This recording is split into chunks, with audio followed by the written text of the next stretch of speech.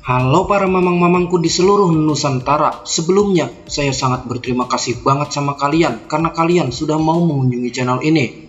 Dan juga terima kasih buat kalian yang sudah mau support channel ini. So, langsung aja kita mulai ceritanya.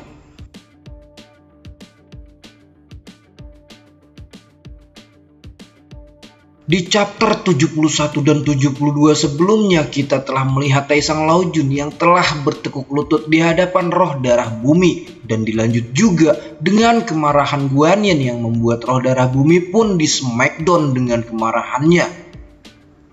Dan di chapter 73 kali ini cerita pun diawali dengan membawa kita ke rombongan Tang Sanzang dulu nih Mang. Shao Wujing menceritakan kepada Wukong bahwa dirinya hampir mati. Saat dirinya masuk ke dalam alam baka, dia telah menemukan kejadian yang sangat aneh. Karena selama bertahun-tahun dirinya melakukan perjalanan ke neraka pasti selalu berjalan dengan mulus. Tapi hari ini Shao Wujing berangkat ke neraka, dirinya telah bertemu Siti Garba sebelum mencapai neraka 18. Perjalanan Shao Wujing menjadi terhambat karena adanya Siti Garba. Shao Wujing mengatakan, "Apakah kau Siti Garba?" Dan di sini Shao Wujing telah berada di telapak tangan Siti Garba. Siti Garba mengatakan, "Kenapa kau kembali lagi ke neraka? Karena sekarang neraka tidak akan lagi membiarkanmu keluar masuk seenaknya seperti dulu. Neraka itu tidak kosong." Dan semua tulisan di sini menuliskan bahwa neraka tidak kosong. Shao Wujing mengatakan bahwa neraka tidak kosong telah menelan dirinya, dan Wukong pun di sini langsung mengangkat Shao Wujing dan mencoba untuk menenangkan hati Shao Wujing. Wukong juga mengatakan agar Shao Wujing tidak perlu mengkhawatirkannya karena dirinya sekarang sudah aman. Shao Wujing mengatakan bahwa Siti Garba mencegah dirinya di jalan dan Siti Garba juga membuat Shao Wujing hampir mati. Guru Tang mengatakan bahwa itu bukan salahmu karena yang penting kau sudah berusaha untuk pergi ke alam baka. Di sini Wukong terpikirkan apa tujuan dari Siti Garba melakukan semua ini. Sedangkan Guru Tang di sini mengatakan agar harus mencari tahu apa hubungan Siti Garba dengan roh darah bumi. Guru Tang juga mengatakan yang terpenting adalah mencari jantung bumi terlebih dahulu. Karena jika sudah menemukan jantung bumi maka kita akan mengetahui semuanya. Dan kita pun akan dialihkan ke pertarungan Guanyin nih Mang. Di mana kini Guanyin sedang bertarung hebat dengan roh darah bumi. Roh darah bumi di sini berhasil diangkat oleh 1000 tangan Guanyin. Dengan mengarahkan 1000 tangannya ke arah roh darah bumi, Guanyin mengatakan, "Hai roh darah bumi, aku tidak akan menyerah." Hingga roh darah bumi pun di sini terpental dan Guanyin di sini langsung mengeluarkan jurusnya lagi. Jurus ini saya tidak tahu apa namanya, tapi yang pasti di sini seperti senjata anak SMA zaman now, yaitu menggunakan gear sepeda. Sambil mengarahkan serangannya, Guanyin mengatakan bahwa roh darah bumi terlalu sombong karena sudah meremehkan dirinya.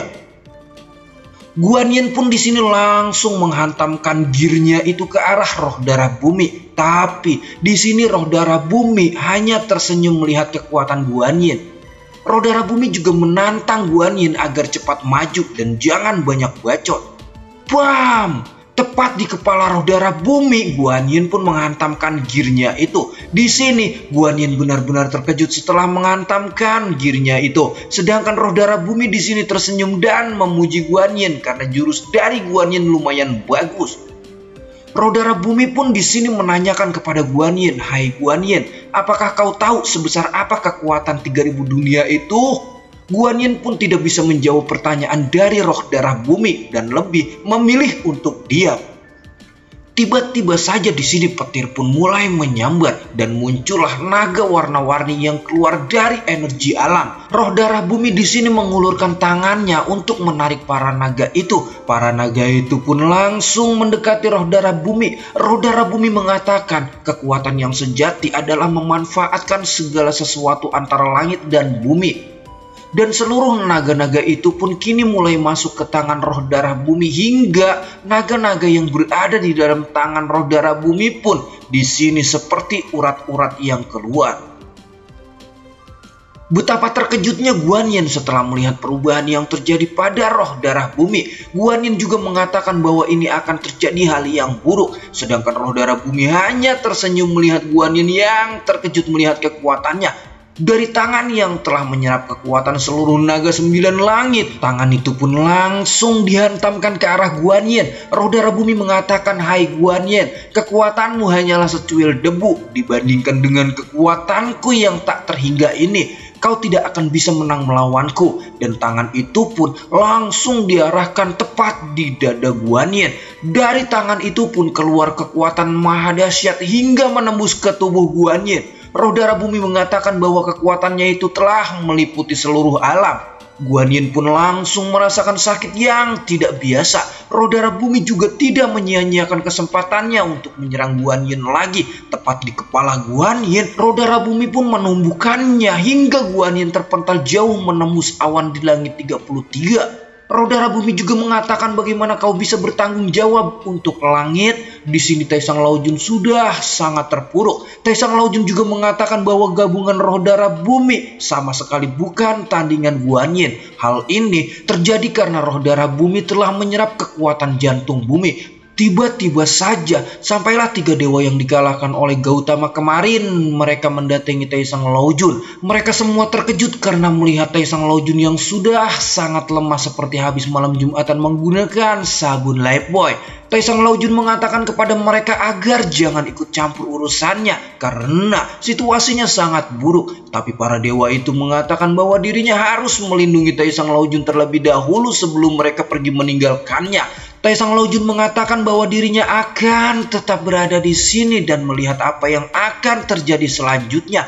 Sedangkan para dewa itu disuruh pergi meninggalkannya. Sambil menguap ingin tidur, Dewa Satu Alis mengatakan bahwa dirinya mengerti dan dia pun mengajak dewa-dewa lainnya untuk pergi. Dewa Daxian mengatakan, "Apakah kalian tidak ingin menunggu Taisang Laojun?" Dewa Racun mengatakan bahwa dirinya tidak punya pilihan lain karena jika tetap tinggal bersama Taisang Laojun, kita pasti akan ikut mati sia-sia dan kita pun akan dialihkan ke Guan Yin nih, Mang. Setelah dipukul ke bawah oleh roh darah bumi hingga menembus langit 33, kini Guan Yin berada di surga 32. Sesampainya Guan Yin di surga 32, Guan Yin merasa terkejut karena melihat banyak gumpalan awan yang mirip dengan Angry Bird. Jadi kita sebut aja Angry Bird ya, biar nggak ribet. Angry Bird itu mengatakan bahwa mereka telah kedatangan dewa, dan di sini Angry Bird pun menyambut kedatangan Guan Yin.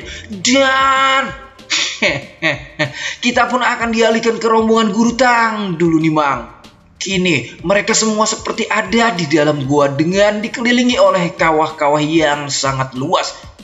Guru Tang mengatakan, "Hai Yutao, untuk masalah Siti Garba, aku akan menyerahkannya padamu." Yutao mengatakan, "Hai Guru, percayalah padaku. Untuk mengetahui hubungan Siti Garba dengan roh darah bumi, aku akan pergi ke langit dan aku akan usahakan untuk kembali dengan cepat. Sedangkan Baisi dan Putri Tulang ditugaskan untuk melindungi desa Samsara agar tetap aman." Baisi mengatakan agar Guru Tang tidak usah mengkhawatirkannya karena dirinya pasti akan melakukan yang terbaik dan mematuhi perintah dari Guru Tang.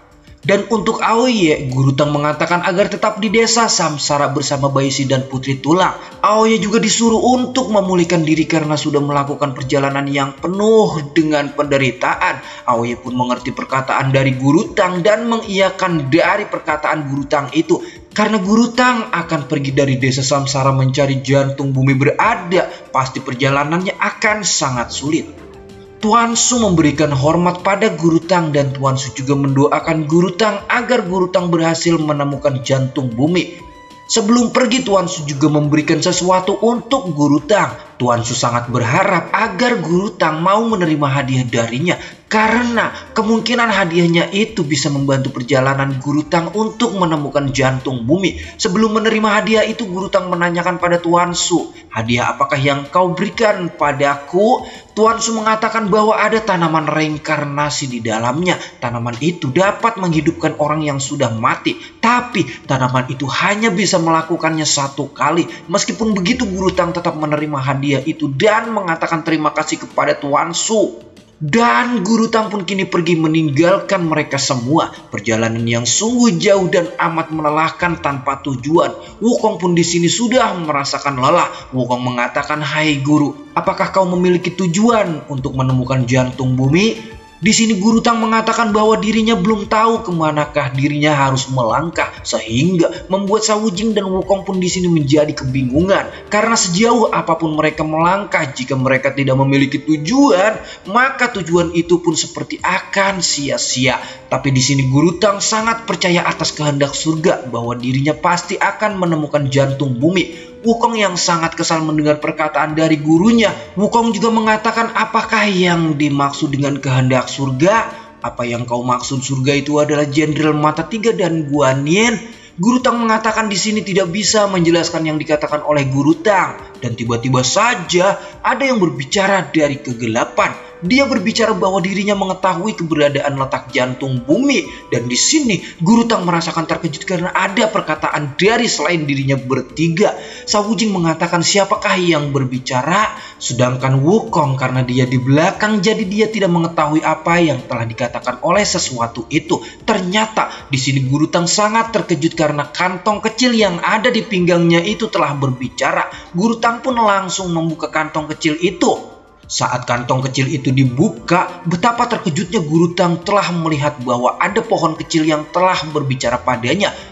Pohon itu mengatakan, apakah Supu tidak berani memberitahumu bahwa aku mengetahui keberadaan letak jantung bumi?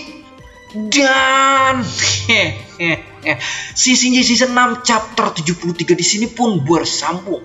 Langsung kita lanjut ke chapter selanjutnya aja ya. Dan buat kalian yang belum subscribe, langsung pencet tombol subscribe aja dan aktifin loncengnya biar kalian gak ketinggalan chapter selanjutnya dari channel cerita saya. Jangan lupa juga untuk tinggalkan like, karena dengan like dari Mamang Mimin cerita saya akan lebih bersemangat menghadirkan video Sisinggi chapter ini. Mimin di sini pamit and